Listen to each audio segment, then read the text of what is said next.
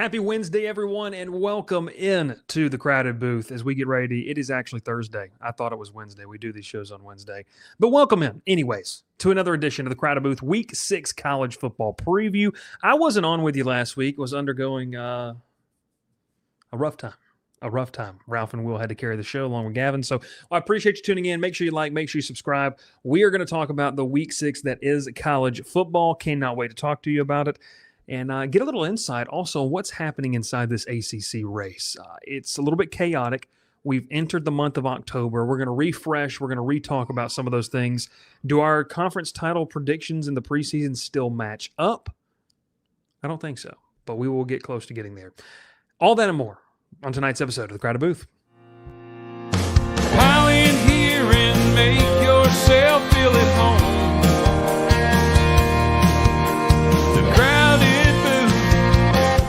Coming on The Crowded Booth with Bryce Koon.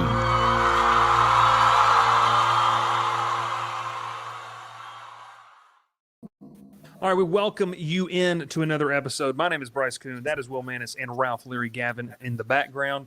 As fellas, we get ready to talk about Week 6 of college football. This is a week that, yes, no matter what the schedule was going to look like, it didn't have necessarily the, the sex appeal of last weekend's slate. That was the one that you didn't want to go to a wedding.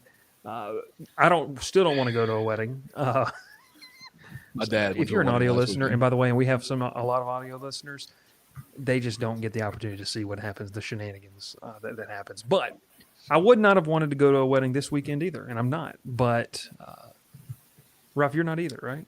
Nope, my dad's going again though on another wedding. Back-to-back wedding weekends. Yeah, and this one they have to actually go tomorrow for the rehearsal dinner. So I found out tonight. So just brutal. And it's in Valley too, so it's like it's not really appealing to go 30 minutes away for the wedding, but or however far it is. Brutal. Bryce hates love. Confirmed. Sources have indicated. Sources close to the situation. I love love. Put that on the record. Okay. You love it so much you try anything twice? Not that far. I don't know where we're going with this. let's tamper that one down there. 3 minutes and 11 seconds into it, baby. Like, subscribe. We appreciate tuning in with you here on the Crowded Booth and talk Week 6 college football. And I think one of the biggest things, guys, as we kind of get into this week, you have some big matchups, right? You've got a matchup that. Well, let's just get into it. Florida State-Miami. Should that have been College Game Day? Like, we're not going to talk about the game right now.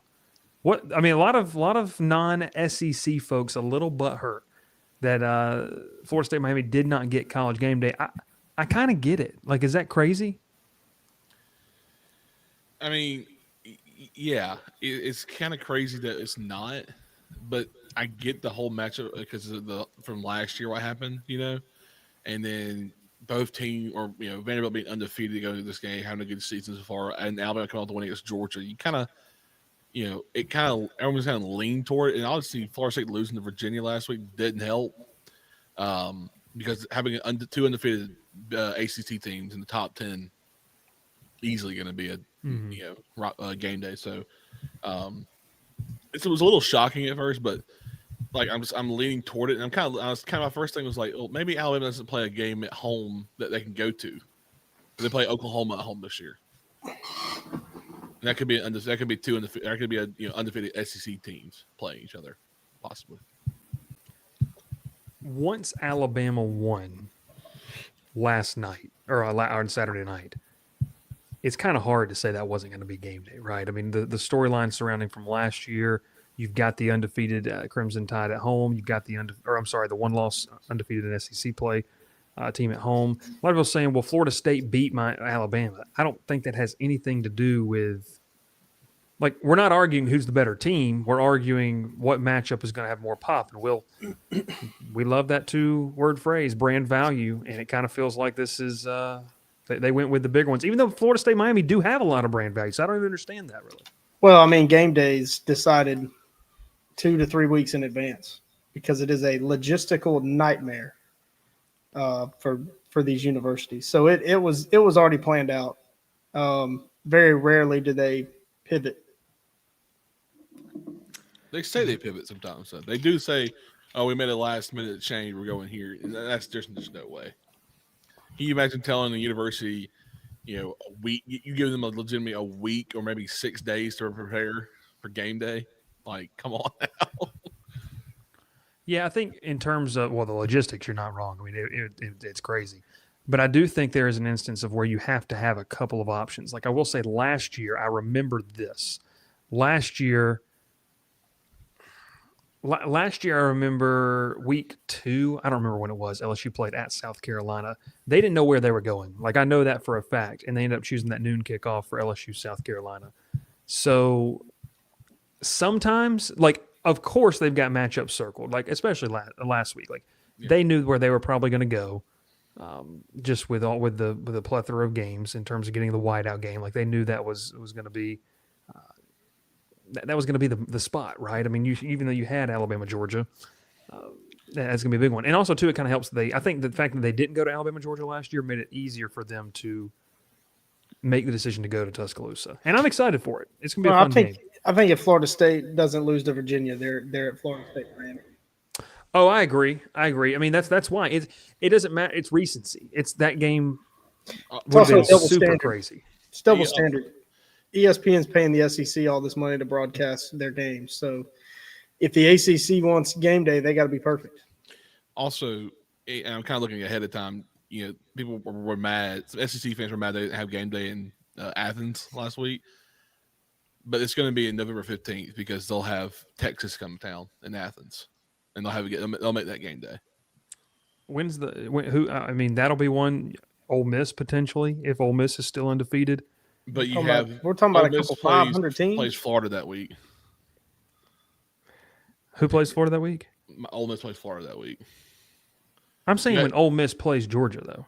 Oh, like there's 2 more opportunities for Georgia to get game day. That's very true. I think we all know what next week's going to be. Next week's Red River rivalry. So, say it, Ralph. Say it. Be a man. It's the Red River what?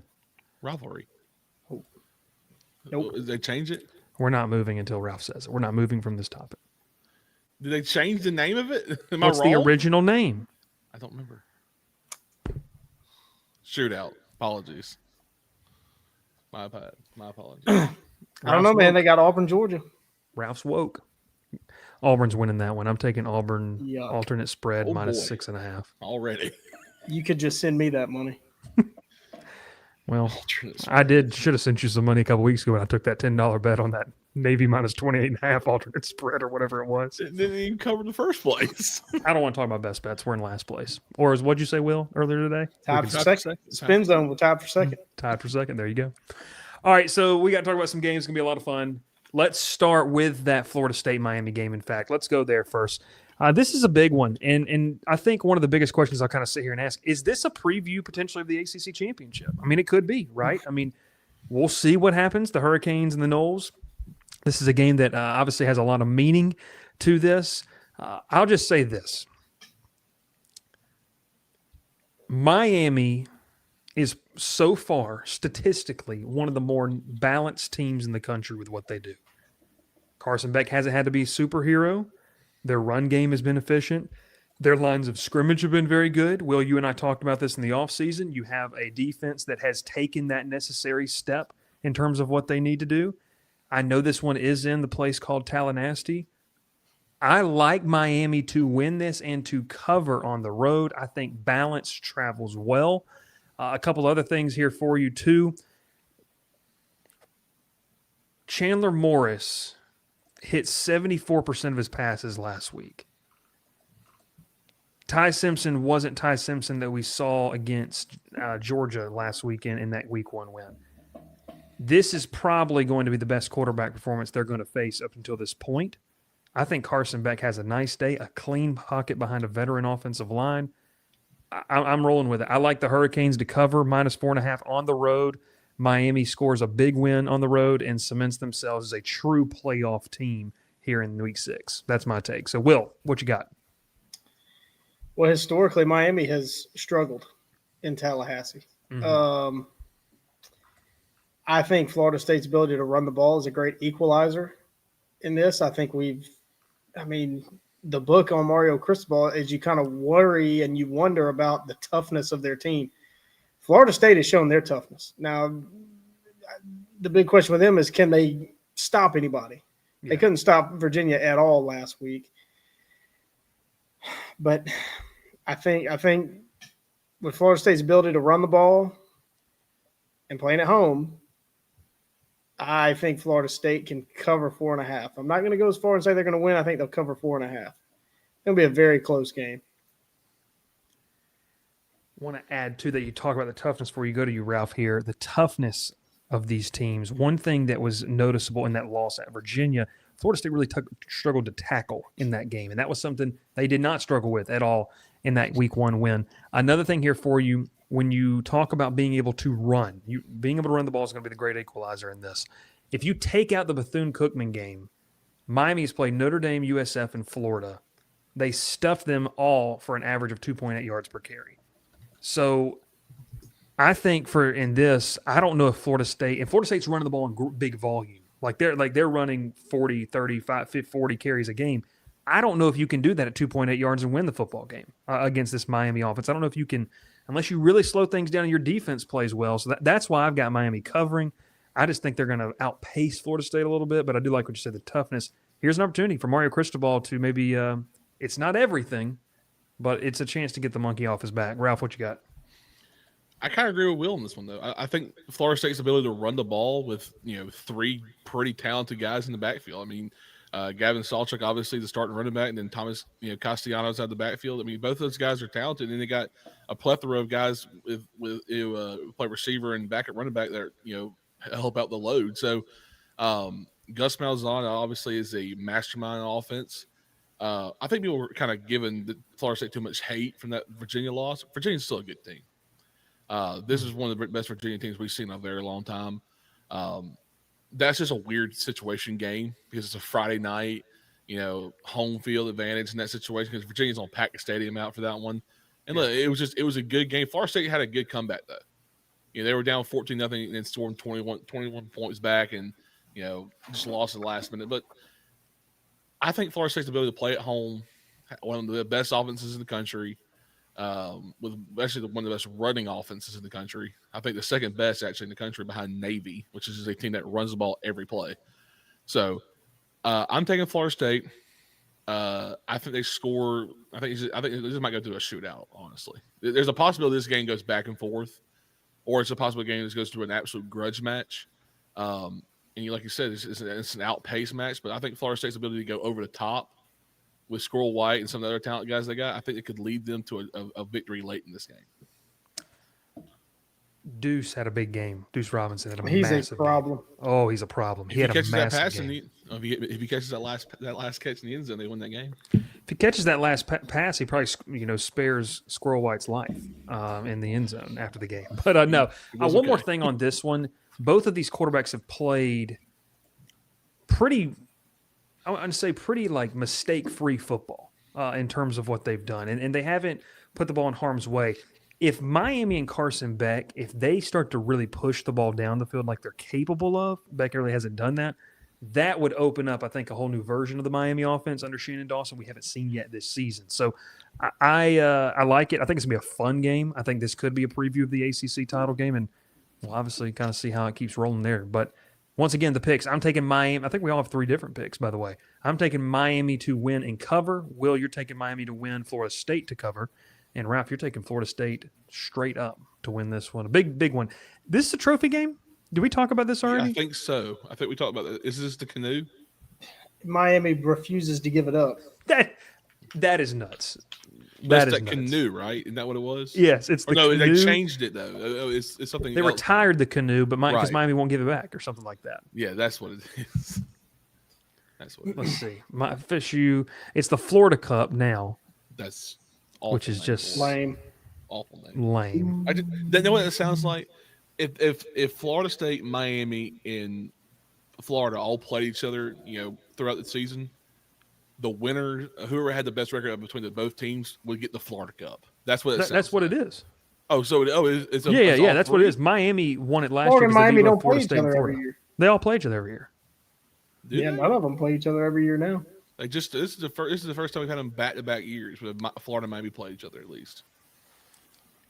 I mean, obviously we know Florida State, Florida play each other every year. Florida, Miami's played back-to-back years.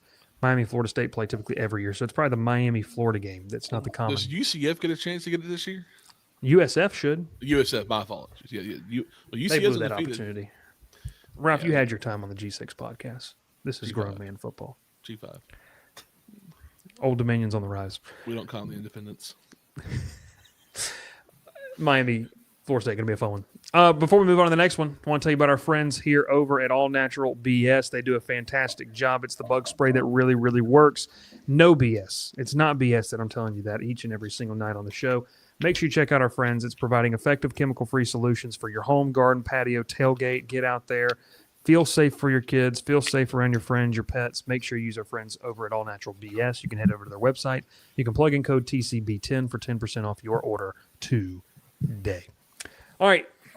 The second big game, I guess, on the docket that we're going to dive into here is an SEC battle. Vandy, Alabama. We were talking about this to lead off the show. This is a team in Alabama that just silenced a lot of haters, silenced a lot of doubt, I think, going on the road and winning in Athens. Ty Simpson, Gavin's in the background. We were deep into the night, I should say, a couple nights ago. We talked about, and this person said, and I do agree with him, I don't think anybody could have beaten Ty Simpson in Alabama that night with the way he was throwing in with anticipation, the way he was leading receivers, throwing guys open. I mean, it was a clinic in terms of that. And, Georgia's defense has their struggles, but Ty Simpson deserves all the credit in terms of his bounce back opportunity in the limelight, in the prime time. He went and did it. They go back home, and now they're going to face a team which I guarantee you guys, they're tired of hearing of Diego Pavia. No doubt about it. They're tired of hearing that name. We got awful close to having to talk about Auburn on a bye week. They're tired of hearing that name. They're tired of hearing about how Vandy did what they did last year. The thing about Vandy, though, guys, is Vandy's not creeping up on anybody, but they're still playing a really good brand of football, and it's more than just Pavia. This defense for Vanderbilt has been very disruptive this year. They've been able to get into the backfield and create some chaos. As strong as Vanderbilt has been, here's where I'm making my pick. As strong as Vanderbilt has been, they have not faced a passing attack like what we saw in Athens last week, just like Alabama has with Ty Simpson. I think it's going to give them an opportunity for Alabama to get these athletes in space. Bernard has been probably the best player, we were talking about this earlier, on this roster for Alabama, the more consistent threat. It's an opportunity for Ryan Williams to get back in front of the home crowd. Horton as well. Like, you've got a lot of options that you can go to here. If you're Alabama, you're going to be able to utilize your weapons against their talent. I do think both defenses will struggle a bit here. I think Alabama will be able to settle in. I'm going to give them the edge in that home field advantage. And I think this defense for the Crimson Tide is going to make a couple of big key plays and big moments against Pavia. I've got Alabama winning and Alabama covering. I think the Crimson Tide are about to re-announce themselves on the national stage back-to-back weeks against some good opponents. So I've got Alabama winning this one and covering. I know Will wants to talk. I know he's licking his chops to be able to go, but I want Ralph to go first. Then we'll give Will the stage. You talk about Alabama's offense real quick. I was going to go to the defense side. I think you see this team just changed a lot since week one. It just feels like they're kind of brought themselves back to earth. I think the mindset's changed down there. The defense obviously looked a lot better against Georgia. I think they need to get a better pass rush going, though. I think the amount of sacks this team has so far this year is really kind of shocking to me. You think of a team that Saban ran for years. There's always some kind of elite pass rusher on the defensive line. And, I think they're just without that this year. But I think this is kind of the game you get a chance to kind of make Diego Pavia work for it. You really have to make him work for it this game because, you go back to last year, he just kind of just did what he wanted to do. They just kind of let him they let him run free, let him, play around back there. It's just kind of like, it's really what happened though. And I think Alabama's going to set up themselves to put Pavia in the most stressful situations, get up on him early and make him work for that comeback. And I don't see it happening. I got Alabama winning. I got them covering. And I can tell you right now, it's going to be an ugly win, I feel like. I think Alabama goes out and beats them bad. I think this is a payback game. They are pissed off. They're tired of hearing this guy talk. And then, you know what I've seen, though? Is Vanderbilt's talking a lot. I haven't seen a word from Alabama yet. Pavia's not talking, though. Did you see that? Was that made up? What do you mean? I saw He's something- like he's actually said like it's going to be a tough game and stuff like that. Like he hasn't. It's not the same brash Pavia that we've seen. I guess we saw last year at times, right? Or you saw in the SEC documentary. Yeah. So once again, we towed the line awfully close to having to talk about Auburn right there. So Will is ready to go. Will is ready to go. Will has the hands crossed. Will's about to take Vanderbilt. Preacher Manus plus 30. is ready to Y'all are- deliver the message. Y'all are just I deliver it to you, Bishop. Go ahead. y'all just are seeing this completely wrong. Vanderbilt is going to win this game. I don't understand why the spread is 10.5. I don't. I mean, Alabama just played their Super Bowl. They just won the only game they care about all year. Beating Georgia, especially doing it on the road. It's the only game they care about. I think Vanderbilt is a far more better coached team, if that's barely English. I think Clark Lee is a far better coach than Kalen DeBoer. I think Vanderbilt's defense is one of the best in the SEC, and I think Vanderbilt has a whole heck of a lot more leadership than Alabama does. They don't shy away from anybody, led by Diego Pavia, and that dude just finds a way to win. He finds a way to win. I think Vanderbilt, they can make it ugly. I think they can shut down this Alabama offense. I think all this talk about Ty Simpson is very much overblown because I don't know what game plan Glenn Schumann and Kirby Smart came up with, but it was shocking. It's like every time Kirby Smart lines up against Alabama, he's out of character. I mean, they do not look like a Kirby Smart Georgia team. All but one game in the national championship game. That's why he's 1-9 or whatever he is now against them. So I'm taking Vanderbilt. I think this is it'll be an easy cover for Vanderbilt if they don't win this game. I mean, this is the classic letdown spot for Alabama. Like I said, I do not understand why they're a 10.5-point favorite.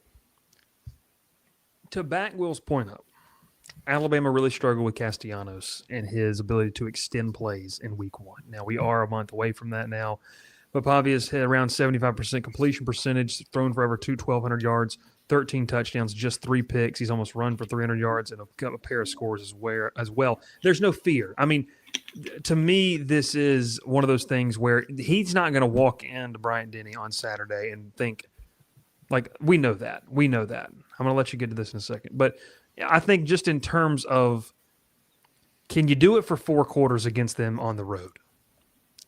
That, to me, is where I think I give the advantage to Alabama. I do think that – I will say, I do think that Ty Simpson has figured something out. He's averaging around 300 yards passing. Yes, Glenn Schumann in Georgia, I don't know what the plan was in terms of that. But it is one of those things that I think that Alabama has some complementary pieces. Far from perfect. Every single team is. But yeah, Will, go ahead and address the Well, before I address the comment, counterpoint on Ty Simpson, he's played nobody. fair.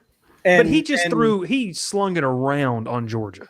Well, we know Georgia's secondary is suspect, and that's being nice. And their game plan was putrid, feeble. It was bad. And Maxwell, there is no hope left inside of me. Zero, none, zilch.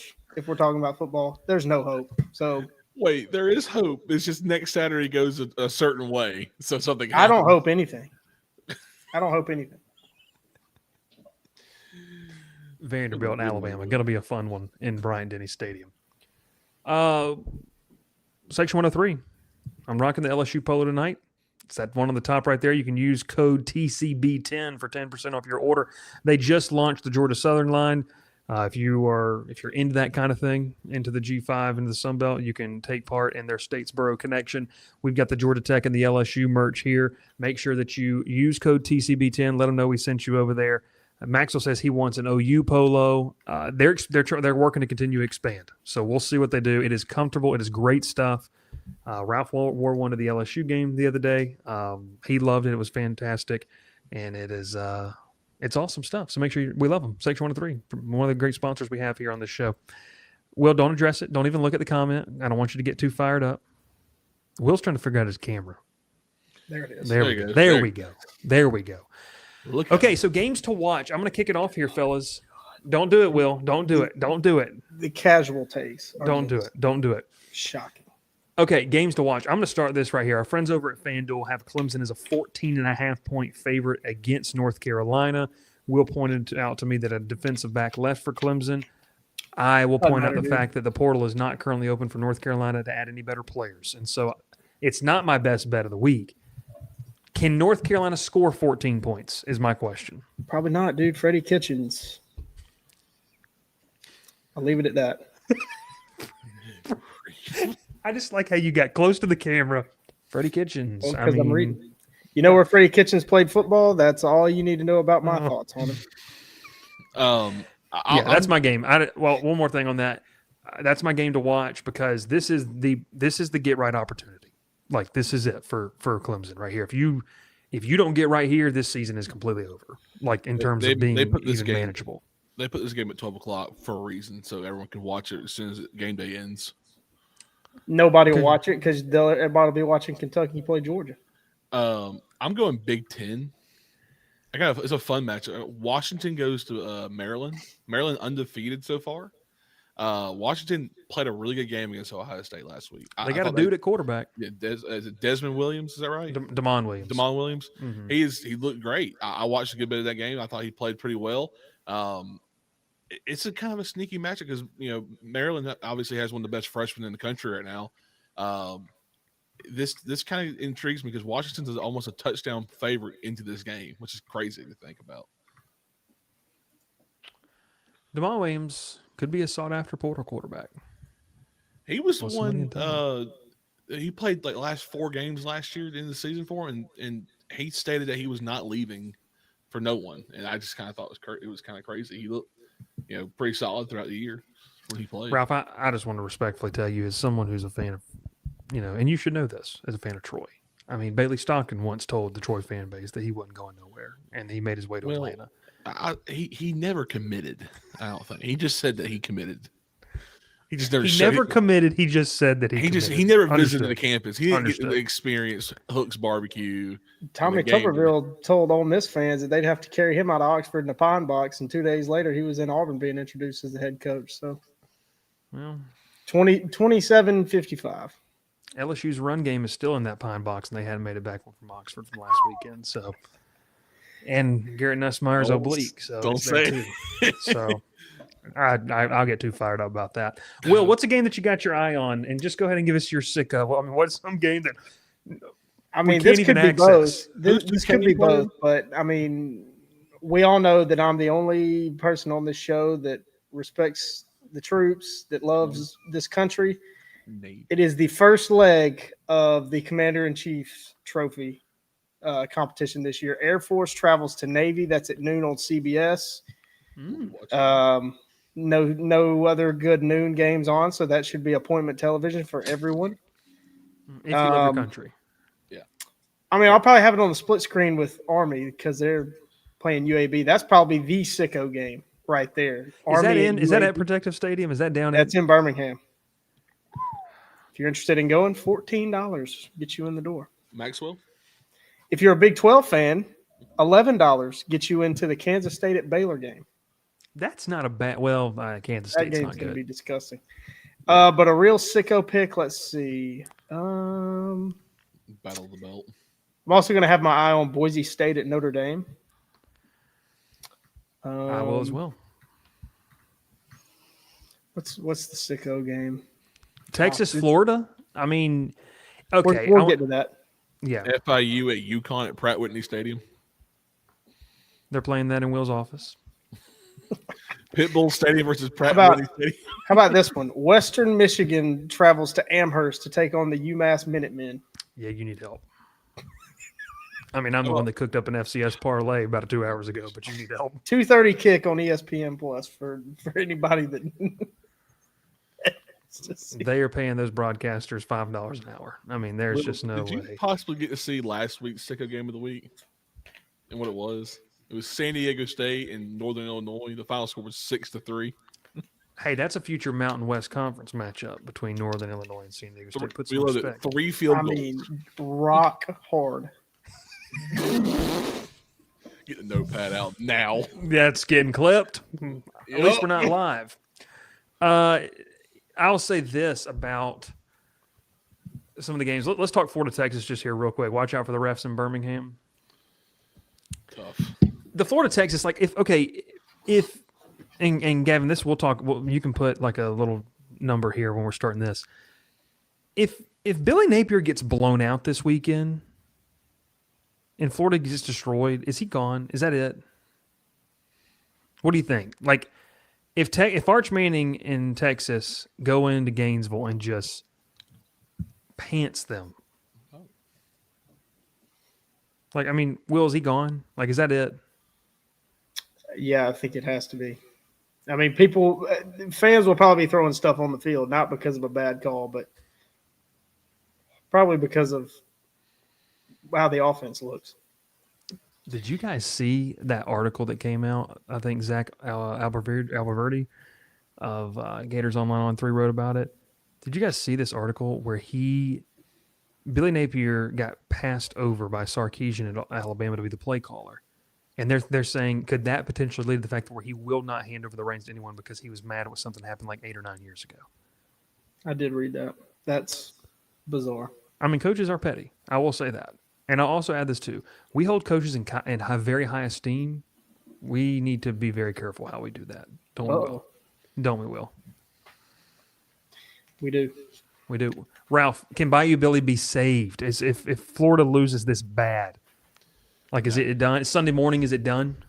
I'm still surprised he's there after the South Florida mishap. I think just what's happened so far. I mean, the LSU game was ugly by itself. I mean, and this is more of an LSU thing. At one point, I had someone tell me today, your offense throws, your defense gets 5 interceptions and you only score 20 points. Like, Florida had a chance to win that game the entire time for some reason, and they just could not do anything. It's just they have not shown me a lick of improvement this season, and I don't think you'll see a bit of it Saturday. I think Texas rolls in there and just beats them, and I think Bayou Billy is gone Sunday afternoon. I mean, then the next week you could have another SEC head coach get let go, and you could have 3 straight weeks with SEC head coaches being fired.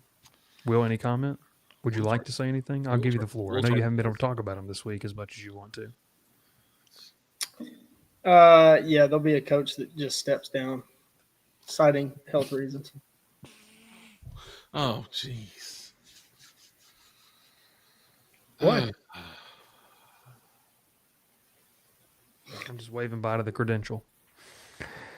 Well, I can't leave early from Baton Rouge anymore. Cajun Cousins. I don't know, dude. I just read the message boards. Ralph, just stay like that the whole time I read this. Cajun Cousins, make sure you check them out. They do a fantastic job. They not only can take care of your tailgating and your hot sauce needs, they can take care of your apparel needs as well. Head over there. Let them know we sent you some events coming as soon as next week, by the way, with Cajun Cousins that we're excited about. So make sure that you tune in all our shows and head over to Cajun Cousins, whether it's jambalaya, whether it's the bowl peanuts, or it's just, hey, you want a cool shirt, cool hat. Make sure you head over to their site and you can get all that information over there. Good friends of the show, and we will continue to support them as well. I like how Ralph muted himself. Because, how far was the microphone into your mouth? I guess. Well, I'm like, to go that. That was on pretty top much of it right dedication. I got you. I was about to cough, and I didn't want to cough in the mic. Jeez. Maxwell says the message boards are citing a Chipotle worker saying Mateer will be back by the Red River Shootout. Message boards are amazing. Amazing. If that's on the Auburn's message board, it's probably right. They did predict Brian Snicker retiring, by the way. Yeah. They called Snicker. They called Saban. They know ball, Will. Someone over there does. Is it on the barn? No. Okay. Didn't know. Wasn't aware. Was not reported on Village Vice. Yeah, that's obvious. That's a weird name. Colorado is down bad. Yeah, they're terrible. Did you see they'll that probably win this Shador week against TCU? message, by the way, to them? What is it? Shador had a message for Colorado's team. Well, I didn't hear it. Hypothetical I line. was about to tell you what he said. What did he say, Ro? Hypothetical line. We want to play this game. Colorado against Auburn. Colorado -8. Oh, Jesus. But no, I agree that Colorado's down horrendously. They're terrible. It's awful. They benched their starting quarterback for a third string Who's walk good, on, dude? and Nobody then knows who's good. they put Salter back in the next week, and they look 10 times better. Because he's played football before at this level. I didn't understand it. Did they go in that game and say we're going to lose this game, and then they put all the money on themselves to lose that game? Is that why? That was Bryce. We watched the game. It was bad. It was really bad. It was bad. It was very, very bad. Principal, dude.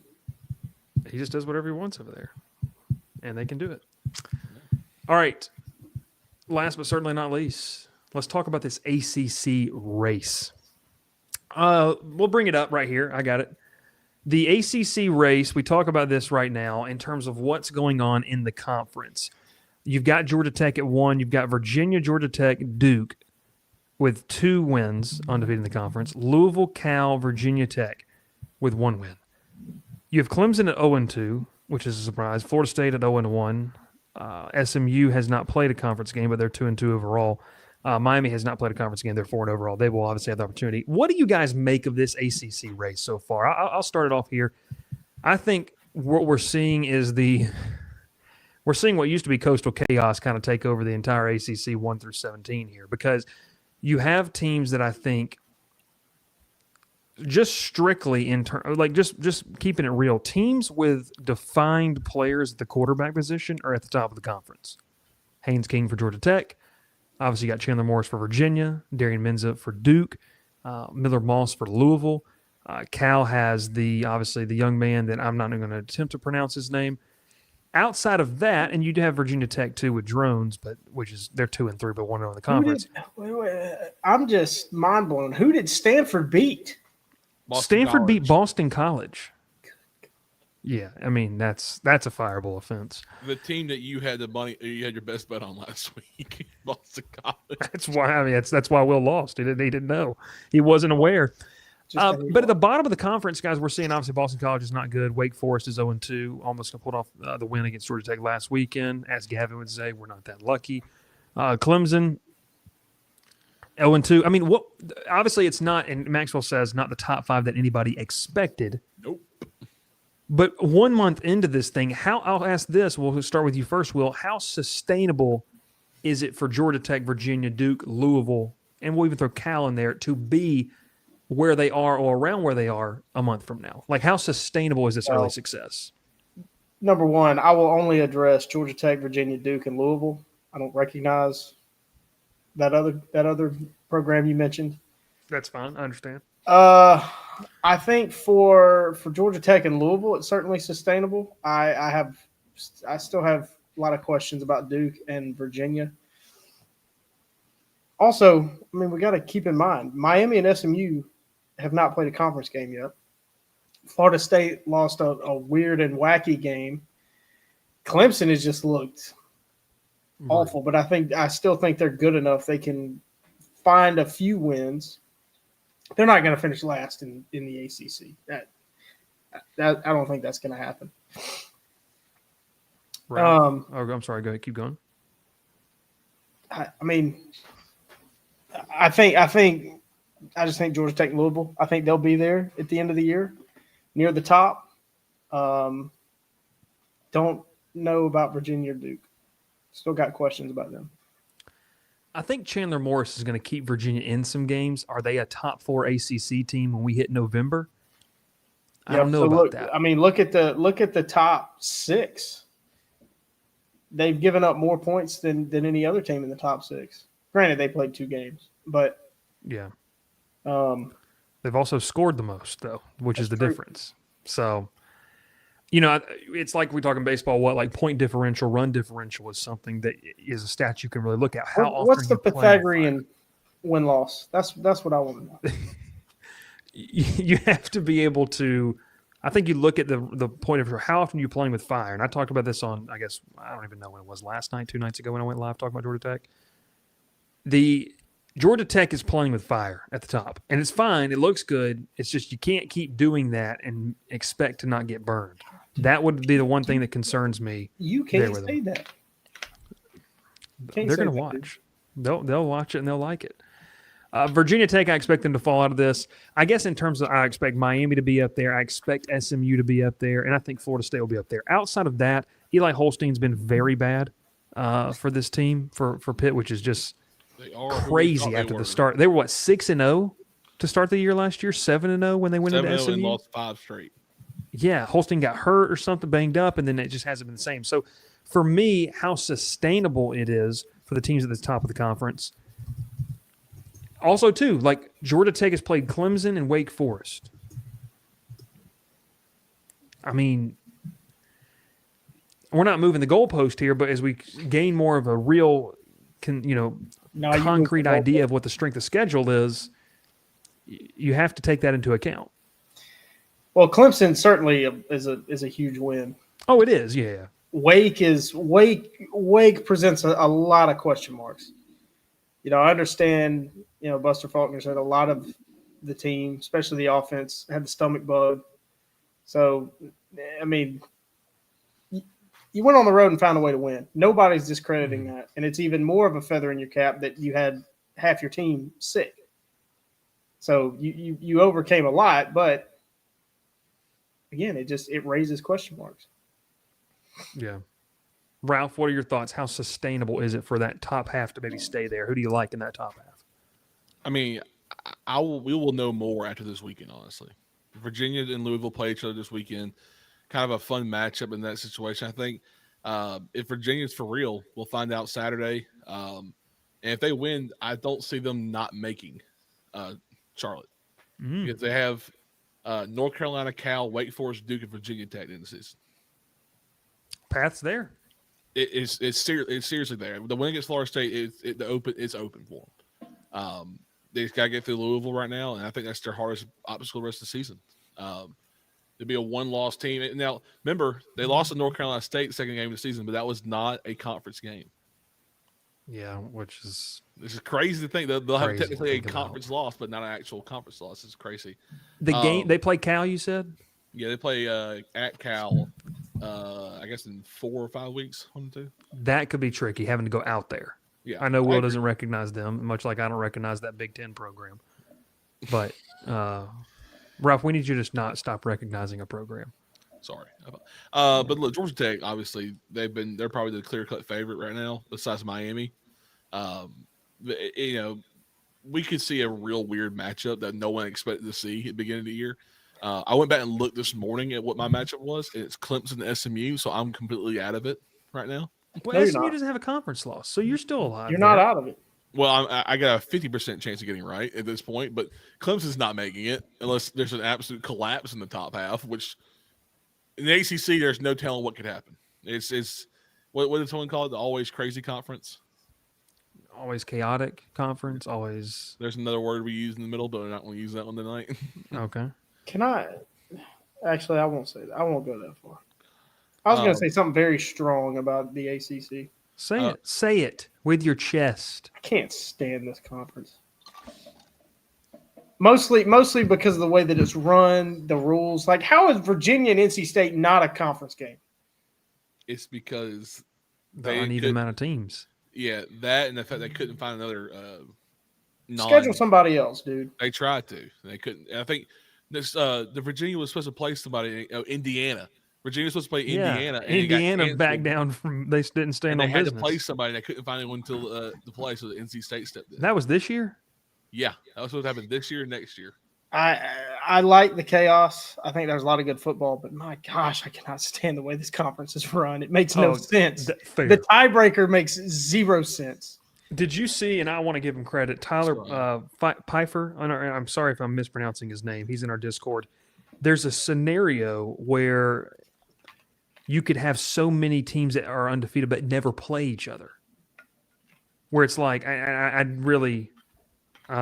we had it at the beginning. It wasn't head-to-head, not the first tiebreaker. Isn't it something stupid like that? Well, anything's better than the Sun Belt. They do a coin toss. No, this is like option 6 is like a coin toss. Well, that's the Sun Belt's thing. They literally go to it's like the third option. You know how to solve this problem? Here's how you solve this problem. You go down to 12 teams. You have 2 divisions of 6. They all play each other. You sort it out on the field. It's almost like we had this sport figured out, and then we made it so incredibly complicated. Money hungry. We're money hungry. What if Stanford does get there though? Yeah. What if they do? We cut this they segment. do- We're not. Yeah, cut it right here, Gavin. I'm not letting Will be saying that. What if they do? There's no way that they do. Why not? It's ridiculous. What's their schedule? Let me look at their schedule. Stanford's schedule? Yeah. Will, okay, I asked Ralph this the other day. You can't even, on FanDuel, you can't even bet for them to win one game. They got to play at SMU, Florida State, Miami in a row. And then they end the season against Notre Dame. Because why not? Well, that's not a conference game. I know, but still. Well, they lit up San Jose State last week. They threw for 440 yards. They won. Here we go. I'm going to read it. I apologize while you look that up. So Tyler did a good job of this yesterday. He goes, hypothetically, if Georgia Tech, Miami, and Virginia all go 8-0 in the conference, they don't play each other. Here are the tiebreaker rules. Win percentage versus all common opponents, the league that will look at which ACC teams appear on all three schedules and compare how they did against them. If all three have the same record versus those shared opponents, you move on to the next one. The next one is win percentage versus common opponents in order of finish. Compare the results against the highest ranking common opponent, then the next highest, and so on. If that doesn't work, Ralph, it is not a coin toss. Combined win percentage of conference opponents, basically your strength of ACC schedule. Mm-hmm. If it's not distinguishable, you get a team rating score, which is a sports source analytics computer. You have an independent computer style metric. If none of that works, are you ready for this? Oh, Lord. You have the commissioner's draw, where he will go live and pull a name out of a hat. That's crazy. I kind of like it better than the coin toss, honestly. Because at least everyone can watch what's happening. The coin toss is done behind doors. I feel like I'm watching Friday Night Lights, a TV show, and they had to go in for that coin toss and decide who was going to be the home team or the playoff region win. I don't remember what it was. But yeah, that's ridiculous. That's the movie, I thought. I do not want to see maybe the movie. The ACC's version of the NBA draft lottery. I just don't like how we've said it multiple times. The ACC is a fun football conference. Do not like how it is run by any means. All right, before we get out of here, let's go best bets. Ralph, look, 3 weeks ago we joked with you. We said you were well on your way to making your stop at Waffle House, and now it's Will and I battling out for second place. Ralph, do you have a 2-game lead on us? No, I remember I was down 1, caught up. Now I'm up 1. Okay, so Ralph is up 1. We're just going to call it like the Ryder Cup. You're up 1. Will and I are tied. Am I gonna retain? I'd rather throw up. Don't talk about it. Will says Texas minus 5.5 at Florida. Will, do you just feel like this is just easy money? Florida's dead. Texas has had all their problems on offense, but Florida's dead. I mean, 6 is enough to cover. Give me Texas. Way too much talent. Ralph is dipping into the Sun Belt. Texas State at Arkansas State. The Red Wolves have been a quite frequent team featured in our best bets. I did not have any luck with them. God, that was a weird matchup. They just kind of got beat bad, didn't they? Yeah, it was just weird. I like Brad Jackson at Texas State, man. He's been good this year. He's a second-year player for Texas State. He's listed as a freshman. He played a little bit last year. Obviously, G.J. Kenny's getting a lot of motion with his name going to the Arkansas job. What did you just say? He's got a lot of motion for it. Ralph's hip. And he went out there and they had a press conference there today, and he said he's just out here coaching. He just kind of just focusing on that. Brad Jackson said that he loves this team, loves playing for Coach Kenny, and I think this they're a good team. They've been good the last few years. Obviously, he's had some pretty good quarterbacks, barring TJ Finley. I refuse to call him a good quarterback. But yeah, I like Texas State in this game. I think they go on the road. Arkansas State's just they've just been okay and below okay. I think Texas State's got a solid chance to either host or play James Madison in that Sun Belt Championship game. Or Old Dominion. They've been playing really well too. Yeah, you did get a comment, by the way, on that video. Someone said Old Dominion stock up. You're forgetting they're playing the champions of life. I just love Will's side commentary, just coming in with just they lost to our great. boys up there in Kennesaw. Yeah, dude. I took I Arkansas mean, State. Bush Jones is Auburn's next head coach, right? Oh my! I don't want to see that crash out. I don't want to see that. The last 3 We'll Auburn lose coaches it. all came from Arkansas State. Oh my gosh!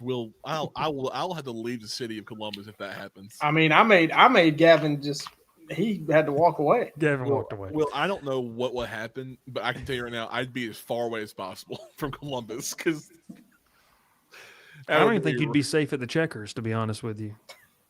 That's right next to them. I don't want to be anywhere near them. Don't die. I'm taking the over Boise State Notre Dame. I don't think Notre Dame's defense is great. I think Boise State's offense has been pretty good since they got destroyed against USF. I think points are going to be scored. That's my take. I don't know, man. This one feels like could be first to 20 wins. It probably will be, and I just need to go ahead and get the buffet pants ready. I mean, honestly, I've been on a slide the past 3 weeks. It's been tough. TD Jake says that Will is a hollow shell of his former self. Will, did want to give you the opportunity because we didn't record this week. Your thoughts on the Auburn Tigers in the bye week. What needs to happen? What do they need to do? Let it rip. Let it fire from the hip. Unholster that baby. Get the 6-shooter rolling. What do you see? What do you need to see? I said it after the game. I want blood. I hadn't seen any blood. Somebody's got to be held accountable. Somebody needs to be fired. Player, coach, whoever. Somebody's got to be fired. It hadn't happened. I'm tired of hearing every week, well, we need to run the ball more. Run the ball then. Be about it. Stand on business. A bye week, Minutes and Principles Life says a bye week is nice. I mean, not if bye is favored, and that's been the case at Auburn this week. Bye is favored. It's bad. We're only halfway through too. Season's only halfway over. Got a long way to go. I've read a lot of Auburn fans. Some of them are hopeful. I don't understand it. I don't understand it. I mean, Auburn in the second half, an interception return had more yards than Auburn's offense in the second half against Texas A&M. So I don't know where the hope comes from. I hate to disappoint. This is not the Frank the Tank-esque rant that I'm sure Bryce was wanting. It's good though. Just feeble. That's the only word to describe it. Auburn offense is feeble. I've missed Cadillac since 2005. So, yeah. I've yet to see a better Auburn running back in my own eyes. If it's not Cadillac, it's Ronnie Brown. Auburn has not had a running back at those two's level since. Trey Mason was really good. Yeah. You all right? Gus Malzahn made Trey Mason. Tate. I don't know how he played in the NFL. And I like Ben Tate. Well, Peyton Barber. Ontario McCaleb? Mario Fannin. He was a fullback. Michael Dyer. 1 year. One and a half year Stay wonder. off the weed. Cam Newton? Well, He was a quarterback. Some quarterbacks are just a glorified running back. He was a quarterback. All right, Ralph, I give you the opportunity here. Let Will talk about it. I like how every single time I almost hit the button to go back to the 3-person layout, Will continued to talk. It was some dramatic pause. I was over and over. I was like, oh, gosh. Troy, what do you see out of Troy? They got South this week. We know that you love this matchup more than life itself. I've never met someone who hates the city of Mobile, Alabama more than Ralph does. I'm not a fan. I mean, I'm not either. But Gavin had a terrible time at Top Golf because he didn't know what he was doing. So what are your thoughts, Ralph? Give us on Troy. There's not much to say. I just really wanted to see this team play better. The last week's game was a lot better, or 2 weeks ago was a better performance. For the first time this year, we saw some fight of a Troy team. South's looked really rough this year. Troy's got their best chance to kind of bounce back from last year's pitiful matchup they played in last year. But I I'm still nervous because there's a lot of injuries on Troy's side. I'm kind of worried about. No Mojo Doricks this week, and Justin Poe's questionable, I think. So there's a lot of guys that I'm worried that are not playing, and no Goose Crowder rest of the year probably. It's Tucker Kilcrease. It's Tay Meadows, Jordan Lovett. It's going to be a disaster watching this team try to, move the ball in the first half. But they've been a second half team most of the year. That's what I keep telling myself. And then watch that Memphis game back, and they couldn't even move the ball in the first or second half. So, yeah, I'll tell you this: it's the second time in history this game's ever been played on a Saturday. Yeah, exactly. There's a Troy jersey back there. It's just not a real Troy jersey though. It's stolen from a Troy Walmart. It's not even from there. Oh no! I don't think we should show this. Our football team was like the kid that plays second French horn in the school band. We got to play better.